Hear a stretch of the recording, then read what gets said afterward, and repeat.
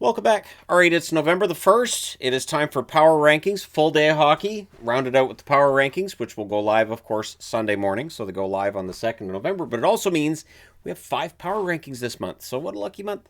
All right, that being said, we'll go ahead. We'll start at number 32. Same as last week, it's the Calgary Flames. They've won 2 games so far. It's clear that the effort is there, the work's there, but they're not getting the amount of saves from Wolf this year that they got last year. Cooley's good as a backup. But they don't really have that top end talent. They don't have what they need to win the games, and so they find themselves 32nd. And as I've been saying through the power rankings this year, I think Team 32 on the board this year is definitely, I would say, better than in most seasons at this point in time.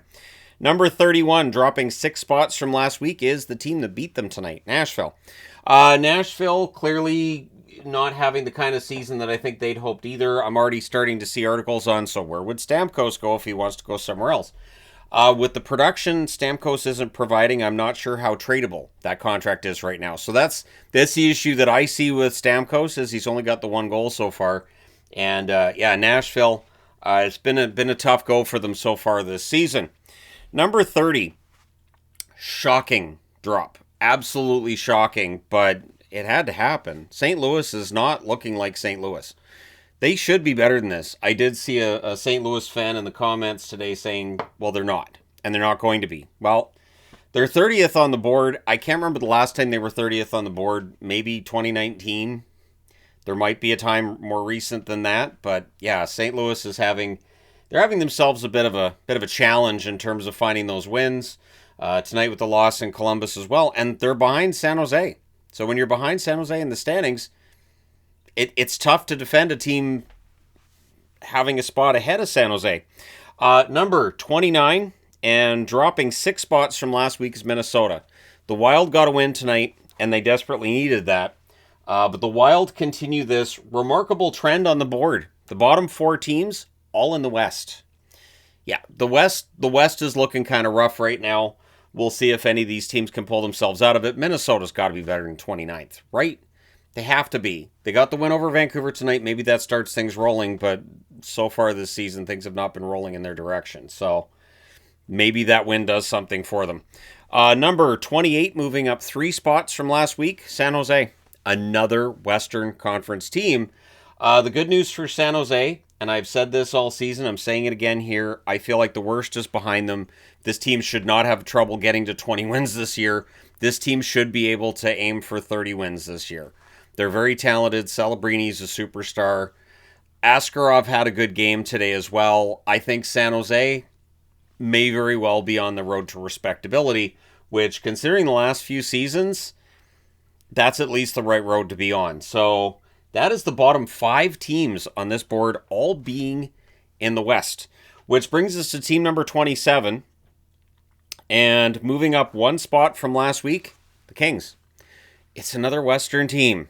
Yeah, the Kings, they take the loss tonight at home against the Devils. I'm sure Dodgers fans feel okay with that, though, because they got the World Series, right? And a comeback victory with that. But yeah, the Kings, there was no comeback victory for them tonight. 1 pretty goal, sure, but that was all they could manage tonight in a game they lost at home against the Devils. So the Kings, they move up ever so slightly. Other teams drop down below them, which brings us to number 26, moving up 3 spots from last week, and they're the last place team on the board in terms of teams from the East, and that's Boston. Boston's won 3 out of 4, thus the moving up to 26th. I still have plenty of concerns with Boston, but their goaltending was very good this week, and even without Elias Lindholm, they did all right today. So, yeah, Boston's in an interesting position right now. I kind of feel like some of these wins they're getting are maybe not sustainable in the long term, but they're 500. They're 7-7. They're staying in it. All right, rounding out the bottom row, moving up 1 spot from last week, Vancouver. Yeah, so we've got 1 Eastern team in the bottom row, and everybody else is in the West. And when Vancouver and Boston are next to each other in the power rankings, it's a lot less fun when it's in the bottom row. Just going to say, it's a lot less fun when teams I root for are in the bottom row. So for the Canucks, it's been a long road trip. It's been a war of attrition for them so far, and they're losing that war of attrition. A lot of talented players out of the lineup for them right now. So that rounds out the bottom row. We'll go ahead. We'll move into the next row. Number 24, moving up 3 spots from last week, the Rangers. The Rangers just need to win at home. The Rangers, very good on the road. At the very least, getting points on the road. They got 2 points tonight in Seattle, right? So the Rangers move out of the bottom row. I don't think they should be a bottom row team anyways. They're too talented, I think, to be in the bottom row any further, but we'll see when they go home if they're able to turn around their fortunes at home or not. Sometimes it's that psychological thing, and you can see it. They're a little bit tighter at home. Maybe they're trying for those pretty passes, or just they get in their head. Either way, the Rangers will be trying to figure that out so they can stay above the playoff line where they currently reside. Number 23, dropping 1 spot from last week, is Buffalo. They get 2 points tonight.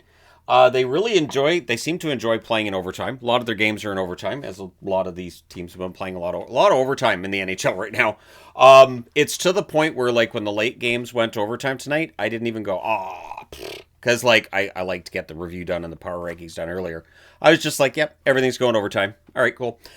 So yeah, Buffalo's getting those points in overtime. If they can start winning a little more often, maybe. The East is very tight, so maybe. Number 22, moving up 8 spots from last week, Tampa. Signs of life from the Tampa Lightning. Tampa had been 30th, 2 weeks in a row? Yeah, 2 weeks in a row, and they've been 27th the week before, so 22nd's the highest they've been so far this season. And it's nice to see Tampa out of the bottom row, unless you're not a Tampa fan, in which case you wanted them to stay in the bottom row, didn't you? But they move up exactly from 30 to 22. So the puck is exactly over where it was last week for the Tampa Bay Lightning. We'll see if they can get above that playoff line. The East is so wide open. The East is giving me conniptions. It's part of the reason why it's easy for me to have the West down here, because they all have kind of poor records. But in the East, they just don't. All right, which brings us to the next team on the board, and staying 21st this week, and they're the only team staying in the same spot they were last week, and that's Ottawa. The Sens, they only managed 6 shots in the first half of that game against Montreal, and yet they still came out of it with a point, so you have to consider that almost a victory. And another example of teams getting points and forcing overtimes. So the Ottawa Senators, I think, need a little better goaltending, and just to play a better full 60 minutes. I still think there's a good team there, and with this huge schmozzle we've got at the bottom of the East, and just that bottom 10 teams in the East are all over the place, there's still room there for Ottawa to emerge. I know they're third in the division right now, but if you look at the points percentages, they're not really any better off than anybody else right now. So, yeah, Ottawa, 21st. 20th, and dropping 1 spot from last week, is Toronto. The Leafs did get the win over Philadelphia tonight, which they needed. They desperately needed that. They also lost Tanev again. Scary injury with Tanev, and as I said in the review tonight, I really hope Tanev is okay. It is a heavy blow, though, for Toronto, because he is such a good defensive defenseman. Even at this point in his career, I still think Tanev's a very good defensive defenseman, so hopefully he's not out for as long as it looks like he could be, based on that injury. The Toronto Maple Leafs, they don't look all that great. And I've started to see others in the media, too, talking about how Toronto just doesn't look like a playoff team right now. Maybe tonight's victory is them turning it around. Number 19, dropping 2 spots from last week, Chicago. I think Chicago's for real. And I think that the Chicago Blackhawks, considering how mediocre the West is, if you add a couple of players, and if I was Kyle Davidson, I'd be working the phones. You've got cap space. Why not go out and try to find somebody? There are all kinds of teams looking for help right now that have cap problems, so you might be able to call one of those teams and go, look, you might be able to acquire this guy if you give us this guy, and maybe you work out a 3-way deal. But either way, the Chicago Blackhawks are, I think, in a very advantageous position that a lot of other teams would be jealous of. So, yeah, keep an eye on Chicago as the season rolls along. The longer that they're close to a playoff spot, the more I think tempted Kyle Davidson might be to make another move. Number 18, moving up 2 spots from last week, the Islanders. The Islanders are just hanging around. As I said, the East is so absolutely, completely wide open. The funny thing is, in the standings, the Islanders are last in the East right now. But they have games in hand on teams that are only a couple points ahead of them that are in the playoffs. So, Yeah, this is quite the year. And it would be interesting if the East stayed this way the whole way through. I know it's not going to, but even if we get another month where the East is this close and everything's really that tight, I think that makes for some fun hockey. So, but that's me personally. I did talk about parity today. If you haven't checked out that video, by all means, go ahead. Number 17, dropping one spot from last week. I'm sorry, Flyers fans. You just missed out on the top 16. So the Philadelphia Flyers come in 17th. The loss against Toronto tonight kind of cost them, moves them down the one spot. How are we looking in terms of conferences in this row? So 1, 2, 3, 4, 5, 6. So 7 out of 8 in this row are from the East, whereas 7 out of 8 in the bottom row are from the West. So that's insane. This is the thing. I update my power rankings every day. I don't really pay much attention to who's where other than at the end of the night, I look and I go, okay, this team played well and I make a move, or this team did not play well and I make a move on the board. Sometimes it's because they won, and sometimes it's because they didn't. And sometimes a team that wins may not move up, and sometimes a team that loses may not move down. But yeah, Philadelphia moves down just the one spot this week. They're just outside the top 16. Number 16 on the board this week, dropping 2 spots from last week, Edmonton. Just underwhelming with Edmonton, and they're very slowly descending down the board. So they've gone from 7th to 9th to 14th, and now they're 16th. They got the win tonight over Chicago. Needed overtime to do that, and they only managed 4 shots in the third period compared to the 11 Chicago got. So this is one of those things where, yeah, Edmonton gets the win, but Chicago played really well. So the win matters a little bit, but the fact that Chicago played really well helped Chicago out. And I just wonder with Edmonton when that killer instinct's going to show up and we're going to start seeing them win games by blowout. So we're going to see that winning streak start. November is usually a much better month for Edmonton than is October. Number 15, huge drop. Eight spots down for Washington. So Washington last week was 7th. They were here. Now they drop down exactly 1 row down. 8 spots for Washington. Yeah, losing against Buffalo, and they had a 2-0 lead, and then they allow 3 straight goals.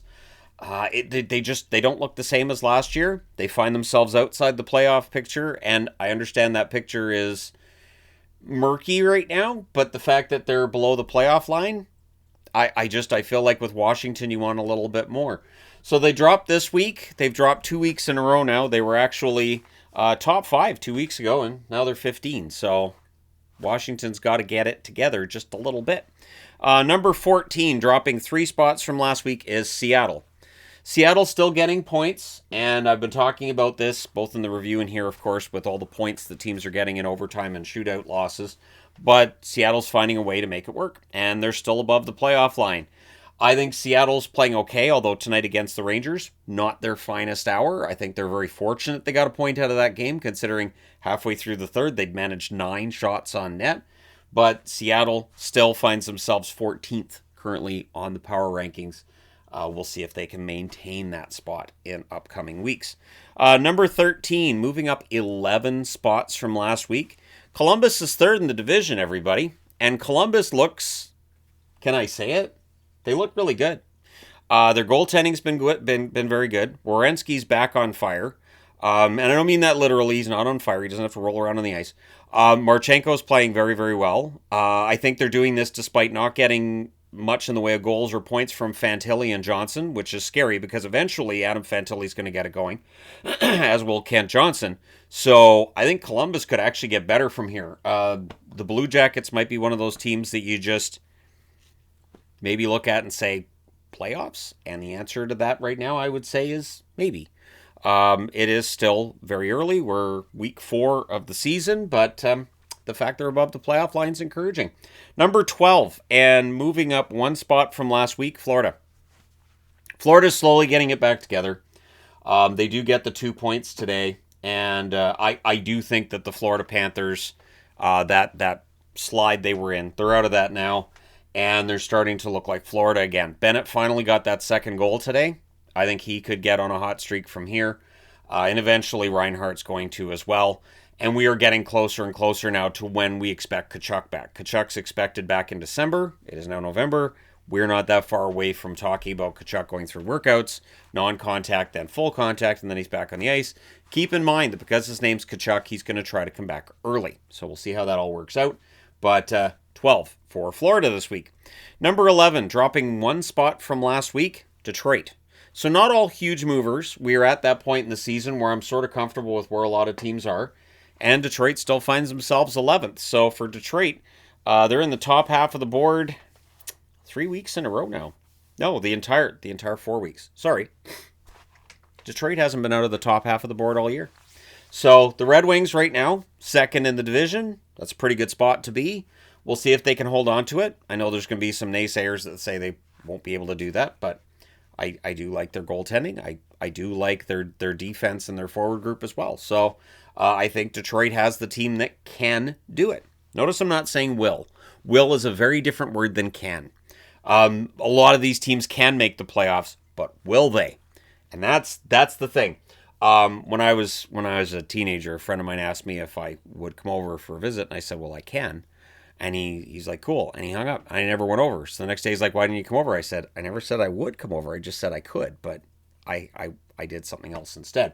Number 10, moving up 8 spots from last week, Anaheim. I cannot recall the last time the Ducks were in the top 10. I can't. Hasn't happened this year, has it? Because if I can't recall something that already happened this year, I need to be smacked in the head. And everybody's putting up their hand going, I'll smack him in the head. Anyways, Anaheim. Huge movers this week. In fact, when I was tallying this all up, I thought, cool, I'll be wearing an Anaheim jersey for this video. Nope. Columbus outclimbs them by 3. But Anaheim looks strong. And Leo Carlsson looks every bit as good as I thought he would this year. And this is without Dostal playing the way that he did early last year. So if Dostal can get rounded into form, Anaheim could be tough. And I think Kreider's been a really strong addition for them. Jacob Trouba is playing the best hockey he has in years as well. So don't sleep on the Ducks. Number 9, the last team outside the top row, moving up 3 spots from last week, Dallas. The Dallas Stars, not in the top row, but as close as you can get without being in the top row. They did end up losing that game against Florida, but they did fight their way back into it. So it was nice to see Hristkovian get his first NHL goal, especially since I've been practicing saying Hristkovian. So nice to see Hristkovian get a goal. Be interesting to see what the subtitles bring up for Hristkovian. But anyways, number 9 is Dallas. It's all automatically generated, so there's that. But yeah, Dallas is number 9, and that leaves us with the top row. So just because I've tabulated for the other rows, 1, 2, 3, 4. So it's 4 and 4. 4 East and 4 Western teams from 9 through 16. So in my estimation of watching hockey, the teams in the top 2 rows apparently are pretty evenly split. The third row is made up mostly of Eastern teams, and it's Western teams for the bottom row. Because if it's 4 and 4 here, it has to be 4 and 4 in the top row as well. Number 8, and dropping 3 spots from last week, Vegas. The Vegas Golden Knights, they're getting points. They're still first in the division. I think that first in the Pacific, though, while it's Vegas's, I think it's there for the taking. If Edmonton can get hot, or if Anaheim keeps playing the way that they've been playing, maybe. And if the Kings keep losing every game in overtime, with the occasional win thrown in, maybe. But the Vegas Golden Knights still in the top 10, still in the top 8, as they sit 8th. Number 7, moving up 1 spot from last week, is Colorado. Colorado has 5 losses in extra time. Those 5 points, it will be interesting to see if, when the dust clears at the end of the season, if those losses in overtime and shootouts, rather than wins, end up costing them first in the division. But for right now, they're first overall in the NHL. So the Colorado Avalanche sit first, as we're the 1st of November. But for me on the power rankings board, I have them at 7th, which makes people upset that think this power ranking should reflect the standings. I always find that weird. When people are like, well, this team's here in the standings, so why aren't they there in the power rankings? Because power rankings aren't standings. All right, number 6, dropping 4 spots from last week, Carolina. Long road trips take their toll. And I think we're going to see that with a lot of teams. So we'll probably see a lot of cycling at the top of the board of teams going out on long road trips and just not quite looking like themselves. That loss against Boston today, I don't know. I don't know if it was stolen by Swayman necessarily, but Carolina doesn't look scary to me. And the longer Ehlers goes without a goal, is it too early to talk about that contract for Nick Ehlers? And just that he hasn't looked fantastic for Carolina so far. He's playing well defensively, sure, but they're not paying him just for the defensive side of it. He should at least have a goal by now. Number 5, moving up one spot from last week, Montreal. The Montreal Canadiens are top 5. So the Habs move into the top 5. Caulfield's playing great. Suzuki's playing great. Hudson's been fantastic. Dobesh is playing really well. And when Montembeau's in net, they don't allow very many shots. So, smart move. Just play the defensive side of it and make sure teams can't get to the net, as Ottawa didn't tonight. So, Montreal's got these plans, and they're working out pretty well for them, and they're first in the Atlantic. So, that's another team you may not want to sleep on as the season goes along. Number 4, moving up 5 spots from last week. They did lose tonight, but they came into today first overall in the standings. Pittsburgh. The Pittsburgh Penguins in the top row. And it's not 2016, 2017, or 2018. It's 2025. Pittsburgh was a regular fixture in the top row during their Stanley Cup years. And a couple years following, they were very often in the top row as well. They've fallen on hard times over the last few years, but here they are back in the top 4. And while they lost against Winnipeg, really was a matter of Winnipeg got that early lead, and then Pittsburgh wasn't quite able to catch up. But after that early lead for Winnipeg, Pittsburgh didn't play badly. So, the Penguins look kind of dangerous. Number 3, moving up one spot from last week, Utah. Sitting at 8-3. I don't think they played very much this week. I think they only played a couple of games. But sometimes that's to the benefit of the team that's on the power rankings board. Sometimes you can move up without playing a lot. Their winning streak was snapped at 7, but still, Utah looks really good. They're strong. They're in the top 3 in the Central, which has a fantastic top 3 in teams with Colorado, Winnipeg, and the Mammoth. So there you go. Number 2, dropping one spot from just one spot, New Jersey. The Devils dropped down to number 2 this week. They did get the win tonight against LA, and we'll see if they can build on that.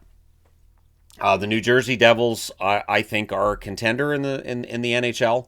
The one question mark I might have in a playoff series might be whether or not Markstrom or Allen can win that series. But right now, New Jersey, number 2 on the board. Absolutely fantastic start to the season for them. So there you go. There's your power rankings for... I'm kidding, obviously. Number 1, it's Winnipeg. Moving up 2 spots from last week. So Winnipeg started the season 6th, moved up to 3rd, stayed 3rd, and this week they're 1st. As I said before the season started, don't be surprised if Winnipeg has its struggles out of the gate because of, maybe some depth issues down the middle. With Lowry out, and can Taves still play second line center? He can, he has, and he will. The Winnipeg Jets first on the board this week, and I feel like they're playing some of the best hockey in the National Hockey League right now. But I will say, the difference between 1st and 32nd on this board, comparatively speaking with other seasons at this time of year, is much closer. And it is, I think, great that we're not seeing any teams completely ripped to pieces yet. That being said, the longer some of these teams stay at the bottom, and with some teams looking for cap space and things like that, we may see some of these teams that are down towards the bottom that have a bunch of cap space making moves sooner rather than later, but we'll see. I do say that in other years, and very often we don't see moves till the trade deadline anyways. But this year it feels like there's more cap flexibility. There's more teams with cap space.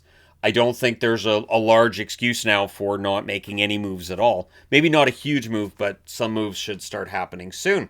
That being said, there's your power rankings for November 1st of 2025, even though when these go live, it'll be November 2nd of 2025. But let me know your thoughts in the comment section below. As always, hit like and subscribe in the event you may not have done so already. Thank you guys so much for all your support as always. I will talk to you again soon.